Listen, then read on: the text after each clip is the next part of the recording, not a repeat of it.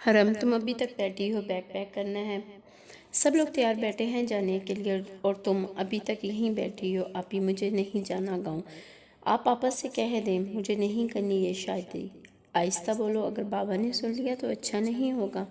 کیا اچھا نہیں ہوگا آپی؟ تایا ابو کی ڈیتھ پر کیا چلے گئے ہم لوگ، انہوں نے تو ہم پر حق جتانا ہی شروع کر دیا۔ پتہ نہیں کیا سوچ کر طیمہ نے میرا رشتہ مانگ لیا اپنے نکمے جاہل بیٹے کے لیے۔ مجھے نہیں کرنی کسی جاہل اور گاؤں والے سے شادی۔ ایسے لوگ بیوی کو اپنے پاؤں کی جوتی سمجھتے ہیں۔ آخر بابا کو یہ بات سمجھ کیوں نہیں آ رہی؟ آپ بات کریں نا بابا اور ماما سے، آپ کی تو ہر بات مانتے ہیں بابا۔ میری ساری امیدیں اب بس آپ ہی سے جڑی ہیں۔ حرم پاگل ہو گئی ہو تم؟ جیسا تم سمجھ رہی ہو ویسا کچھ نہیں ہے۔ رمی بہت اچھا لڑکا ہے۔ ہاں آپ کو تو سبھی اچھے لگیں گے کیونکہ آپ خود بہت اچھی ہو، اور آپ کو تو مل گیا ہے نا پڑھا لکھا ہینڈسم شوہر۔ مگر میری دفعہ سب کو وہ رمی ہی نظر آیا، اور جس کا کمپلیکشن توے سے زیادہ کالا ہے۔ کالے رنگ کے ساتھ تو گزارا کر بھی لیتی میں، مگر اس کی لینگویج مجھ سے نہیں ہوگا یہ سب۔ آپی میں بتا رہی ہوں مجھے بچا لیں ورنہ اچھا نہیں ہوگا۔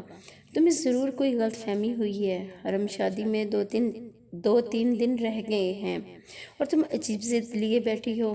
اب میں تمہاری ایک بھی بات نہیں سنوں گی۔ جلدی سے تیار ہو جاؤ اور اپنا بیگ لے کر نیچے پہنچو۔ آج سعودیہ میں عید ہے اور کل پاکستان میں۔ ہمیں آج رات تک فیصل آباد پہنچنا ہے۔ نوید بھی آ گئے ہیں اور پھپھو بھی۔ صرف تمہاری شادی ہی نہیں، ہمیں بقرہ عید بھی منانی ہے۔ میں جا رہی ہوں، منیب اٹھ گیا ہے۔ شاید امید ہے اب مجھے واپس آنے کی ضرورت نہیں پڑے گی اور تم خود ہی نیچے آ جاؤ گی۔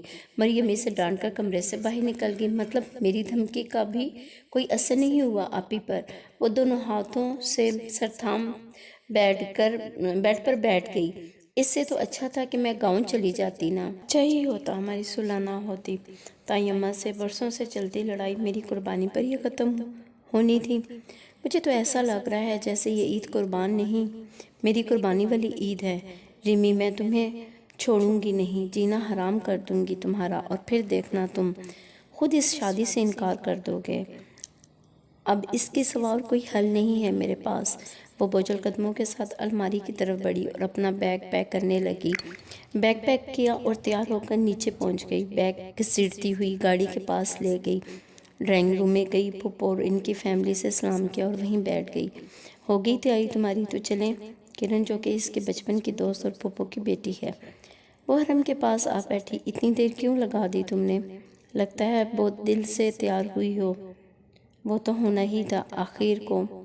پیا گھر جو جا رہی ہو؟ رمی بہت بے چینی سے انتظار کر رہا ہوگا اپنی حرم کا۔ وہ حرم کو تنگ کرنے کا کوئی بہانہ نہیں چھوڑتی تھی۔ حرم نے اسے گھورا اور اس کے پاؤں پر اتنا اپنا پاؤں مارا، اپنا پاؤں رکھ کر دبایا۔ تم میری دوست ہو یا دشمن؟ دشمن میں میرا مطلب دوست ہوں۔ یار پلیز حرم، اپنا پاؤں ہٹاؤ، بہت درد ہو رہا ہے، میرا پاؤں زخمی ہو جائے گا۔ حرم نے مسکراتے ہوئے ہاتھ ہٹا دیا، لیکن پھر سے اس نے چہرہ لٹکا لیا۔ وہ اس شادی سے خوش نہیں تھی، اس بات کا احساس بس کرن کو ہی تھا۔ سب ٹھیک ہو جائے گا۔ حرم نے اس کے ہاتھ پر اپنا ہاتھ رکھ کر اسے حوصلہ دیا۔ تو ہو گئے سب تیار؟ حرم کے بابا بولے تو سب مسکراتے ہوئے اپنی اپنی گاڑی کی طرف بڑھ گئے۔ پھوپھا جی کی گاڑی میں کرن اور اس کی ماما تھی، اور نوید اپنی گاڑی میں اپنے بیٹے منیب اور بیوی مریم کے ساتھ تھا۔ آخری گاڑی میں حرم اور اس کے ماما بابا تھے۔ گھر کو اچھی طرح بند کرتے ہوئے وہ لوگ گھر سے روانہ ہو گئے۔ چند گھنٹوں کی مسافت کے بعد وہ لوگ اپنے آبائی گاؤں پہنچ گئے۔ گھر میں ان کا استقبال گلاب کی پتیوں سے کیا گیا۔ حرم بس چپ چاپ سر جھکائے سب کو سلام کرتی گئی۔ میری پیاری بیٹی طیمہ اس کا ماتھا چومتے ہوئے بولی۔ یہ پیاری بیٹی آپ کو پہلے تو یاد نہیں تھی طیمہ جی؟ جب اپنے بیٹے کے لیے کوئی اور لڑکی نہیں ملی تھی تو مجھے ہی قربانی کا بکرا سمجھ لیا آپ نے؟ وہ دل ہی دل میں جلی کرتی سناتی رہی اور چہرے پر زبردستی مسکراہٹ سجائے سب کے ساتھ بیٹھ گئی۔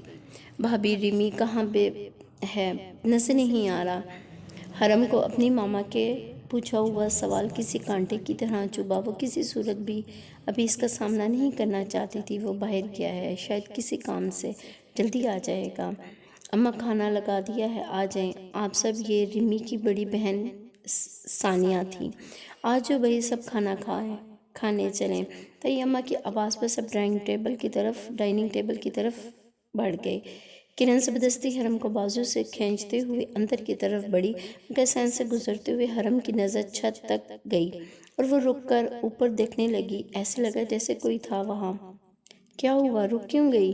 کرن بھی اوپر کی طرف دیکھنے لگی۔ کچھ نہیں، مجھے ایسے لگا جیسے کوئی مجھے دیکھ رہا تھا، اور جیسے ہی میں نے اوپر دیکھا وہ پیچھے ہٹ گیا۔ تمہیں دیکھ رہا تھا؟ کرن معنی خیز انداز میں بولی۔ میرا مطلب ہم سب کو دیکھ رہا تھا۔ حرم اسے گھوری ڈالتے ہوئے بولی۔ چلو اب دیر ہو رہی ہے۔ وہ تیزی سے اندر کی طرف بڑھی اور اس کے پیچھے کرن بھی اندر کی طرف بڑھ گئی۔ کھانا کھانے کے بعد وہ سب لوگ واپس صحن میں آ کر چرپائیوں پر بیٹھ گئے۔ تھوڑی دیر بعد مغرب کی اذان ہونے لگی۔ حرم کے بابا نوید اور زبیر ثانیہ کا شور، وہ سب مسجد کی طرف بڑھ گئے۔ حرم آؤ، تمہیں تمہارا کمرہ دکھا دوں۔ ثانیہ کی آواز پر حرم نے اپنی ماما اور آپی کی طرف دیکھا۔ وہ دونوں مسکرا دیں اور حرم سے جانے کو کہا۔ میں بھی ساتھ چلتی ہوں۔ کرن بھی ان کے پیچھے چل دی۔ وہ تینوں اوپر والے پورشن کی طرف بڑھی۔ ویسے تو یہ تمہارا کمرہ ہے، لیکن اس کمرے میں آنے کے لیے تمہیں تھوڑا انتظار کرنا ہوگا۔ مطلب یہ کمرہ ریمی بھائی کا ہے؟ کرن مسکراہٹ دبائے بولی۔ حرم کو اس نام سے بھی نفرت سی ہونے لگی۔ دل چاہا کہ ابھی یہاں سے کہیں دور چلی جائے۔ آپی پلیز مجھے میرا کمرہ دکھا دیں۔ حرم سنجیدگی سے بولی۔ تو دونوں کی باتیں ختم ہوئیں۔ وہ دراصل مجھے نماز پڑھنی ہے اور دیر ہو رہی ہے، وہ اپنی غلطی پر شرمندہ ہوتے ہوئے بولی۔ ثانیہ نے اسے کمرہ دکھا دیا تو وہ نماز پڑھنے چلی گئی۔ نماز پڑھنے کے بعد وہ کمرے سے باہر آئی اور چھت کی طرف بڑھ گئی۔ چھت پر کھڑی وہ نیچے صحن میں دیکھنے لگی، جہاں سب باتوں میں مصروف تھے۔ ریمی اس کی نظر تائی اماں پر پڑی۔ وہ ریمی کو پکار رہی تھی۔ ابھی تو ہمارے ساتھ ہی تھا، وہ پھر سے کہاں سے چلا گیا؟ مومانی جان، نوید مسکراتے ہوئے بولا۔ پتہ نہیں چلتا اس لڑکے کا، کبھی یہاں تو کبھی وہاں۔ شادی ہونے والی ہے، مگر پتہ نہیں یہ لڑکا کب سدھرے گا۔ جی برآمدے سے ایک لڑکا بھاگتا ہوا آیا۔ حرم کا سارا دھیان اس کی طرف تھا، مگر وہ اس کا چہرہ نہیں دیکھ پا رہی تھی۔ کب سے آوازیں دے رہی ہوں، مگر مجال ہے کوئی جواب دے۔ ارے بھائی، کسائی کا کیا بنا؟ بکنگ ہوئی یا نہیں؟ عید ہے کل، شادی والا گھر ہے، 100 کام نپٹانے ہیں، مگر تم لوگوں کو تو اپنے کاموں سے ہی فرصت نہیں ہے۔ جی میں ابھی فون کرتا ہوں کسائی کو، آپ بے فکر ہو جائیں۔ وہ فون کان سے لگا دے۔ جیسے ہی پلٹا، اس کی نظر اوپر کھڑی حرم پر پڑی۔ وہ اسے دیکھ کر نظریں جھکا کر گیٹ کی طرف چل دیا۔ اوپر کھڑی حرم کا دل چاہا کہ اپنا سر پیٹ لے یا پھر ابھی ٹیرس سے نیچے کود جائے۔ جیسا اس نے سوچا تھا، ریمی بالکل ویسا ہی تھا۔ اس کا رنگ کالا تھا، جو حرم کو بالکل پسند نہیں تھا۔ آج سے پہلے وہ ریمی سے بچپن میں ہی ملی تھی۔ اس کی بچپن کی تصویر کے مطابق ہی اس کا تصور اپنے ذہن میں تیار کر رکھا تھا اس نے، اور جیسے ہی ریمی اس کے سامنے آئی، اس کی ساری امیدیں دم توڑ چکی تھی۔ وہ ابھی تک وہیں کھڑی تھی کہ وہ گیٹ سے واپس آتا دکھائی دیا اور برآمدے میں چلا گیا۔ حرم نیچے جانے کے لیے پلٹی ہی تھی کہ وہ اس کے پیچھے کھڑا تھا، چپ چاپ دونوں بازو فولڈ کیے۔ السلام علیکم، اس نے سلام کیا، مگر حرم نے جواب دینے کے بجائے اسے گھوری سے نوازا۔ یہاں لائٹس آن ہونے والی ہیں، تو آپ سائڈ پر ہو جائیں یا پھر ایسا کریں نیچے چلی جائیں، ویسے بھی ساری چھت پر تاریں بکھری پڑی ہیں۔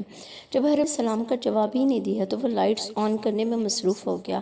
حرم کو اس کا اسے نظر انداز کرنا بہت برا لگا۔ وہ غصے سے اس کی طرف بڑھی۔ آخر تم سمجھتے کیا ہو خود کو؟ تم کیا سمجھتے ہو میں تمہاری غلام بن جاؤں؟ جیسے تم چاہو ویسے ہی بن جاؤں، جہاں تم کہو کہ بیٹھ جاؤں گی اور جہاں کہو کہ کھڑی ہو جاؤں گی۔ وہ اس کا گریبان دونوں ہاتھوں سے کھینچتے ہوئے بول رہی تھی۔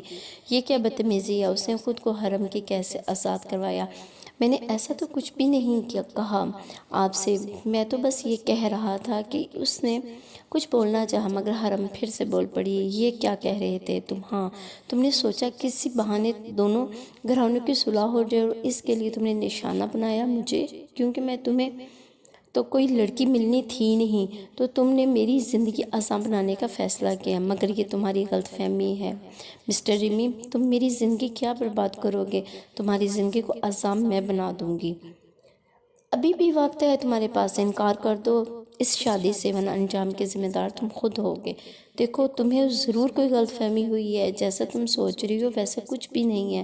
وہ پھر سے اپنی صفائی میں بولنا چاہا، مگر حرم نے اسے ہاتھ کے اشارے سے چپ اور ہونے کو کہا اور تیزی سے نیچے کی جانب بڑھ گئی۔ اتنی نفرت بس کالے رنگ کی وجہ سے؟ کیا کالے لوگوں کی کوئی زندگی نہیں ہوتی؟ کالے رنگ کو لے کر کتنی حقارت تھی اس کی نظروں میں۔ میرے لیے اس لڑکی کو رائے راست پر لانا ہی پڑے گا۔ وہ اپنے کمرے میں آ کے دروازہ بند کیا، آنسو بہانے لگی۔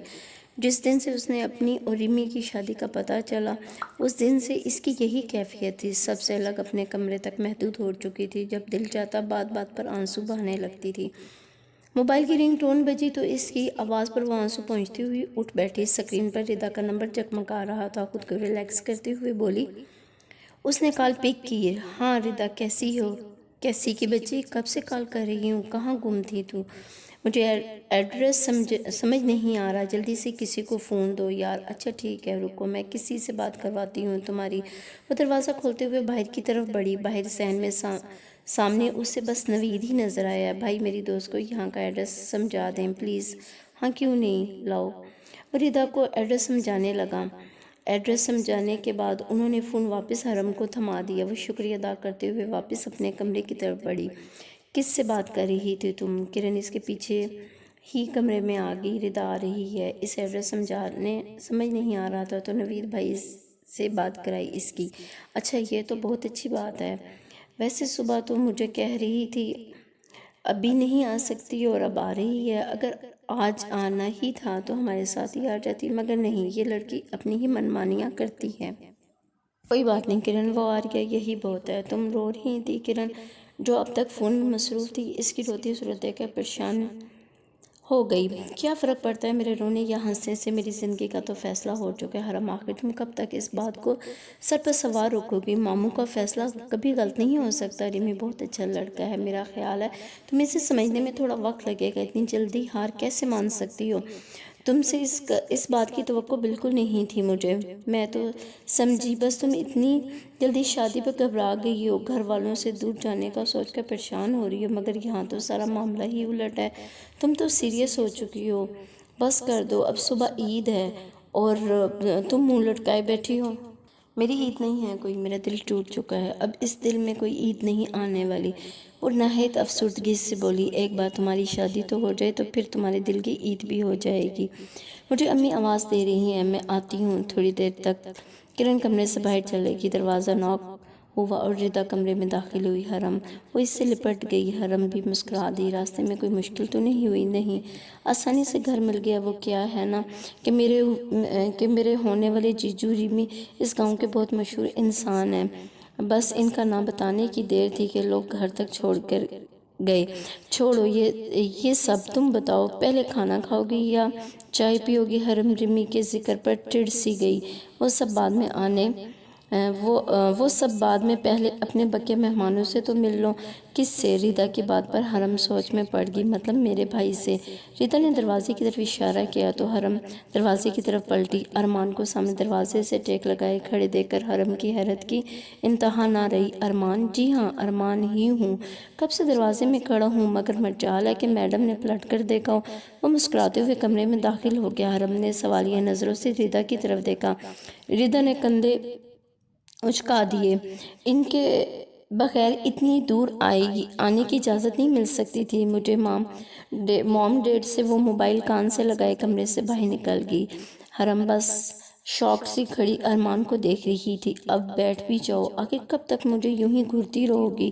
کیوں آئے ہو تم یہاں؟ ارمان، حرم کی بات پر وہ مسکرا دیا۔ کمال ہے بھائی، ہم دوست ہیں اور تم نے مجھے شادی میں انوائٹ ہی نہیں کیا، مگر میں بنا بلائے مہمان کی طرح خود ہی آ گیا۔ وہ حرم کے سامنے آ کر رک گیا۔ اسی وقت کمرے کا دروازہ ناک ہوا۔ ریمی دروازے پر کھڑا تھا۔ یہ ارمان ہے، میری دوست کا بھائی۔ ریمی سے اس کا تعارف کروانے لگی۔ جی میں مل چکا ہوں، ریمی نے مختصر جواب دیا اور واپس پلٹ گیا۔ یہ کون تھا؟ یہ میرا ہونے والا شوہر ہے، حرم نے لاپرواہی سے جواب دیا۔ اوہ، تو یہ لڑکا ڈھونڈا ہے تمہارے گھر والوں نے تمہارے لیے؟ اگر اسی سے شادی کرنی تھی تو مجھ میں کیا کمی تھی؟ حرم، کیا میں اس سے زیادہ ہینڈسم نہیں ہوں؟ ادھر دیکھو میری طرف، کیا وہ مجھ سے زیادہ ہینڈسم ہے؟ اس کی خاطر تم نے میرا پرپوزل ایکسیپٹ نہیں کیا؟ دیکھو حرم، ابھی بھی وقت ہے، اس سے شادی سے انکار کر دو، میں بات کروں گا تمہارے گھر والوں سے۔ بس کر دو ارمان، تم یہاں میرے زخموں پر نمک چھڑکنے آئے ہو؟ یہ میرے ماں باپ کا فیصلہ ہے، تم ہوتے کون ہو مجھے روکنے والے؟ میں اس رشتے سے انکار نہیں کر سکتی، میرے ماں باپ کی عزت پر آنچ نہیں، میں اپنے ماں باپ کی عزت پر آنچ نہیں آنے دوں گی۔ یہ کہانی کا پارٹ 1 تھا، کہانی ابھی جاری ہے۔ کیسی لگی پہلی قسط؟ کیا ارمان کی پرسنالٹی رکاوٹ بنے گی حرم اور رمی کی شادی میں؟ کیا رمی برداشت کر سکے گا حرم اور ارمان کی دوستی کو؟ کیا رمی کرے گا کوئی نئی سازش حرم کے دماغ سے اپنے کالے رنگ کے لیے نفرت مٹانے کے لیے؟ یہ جاننے کے لیے دوسری ایپیسوڈ ضرور دیکھیں۔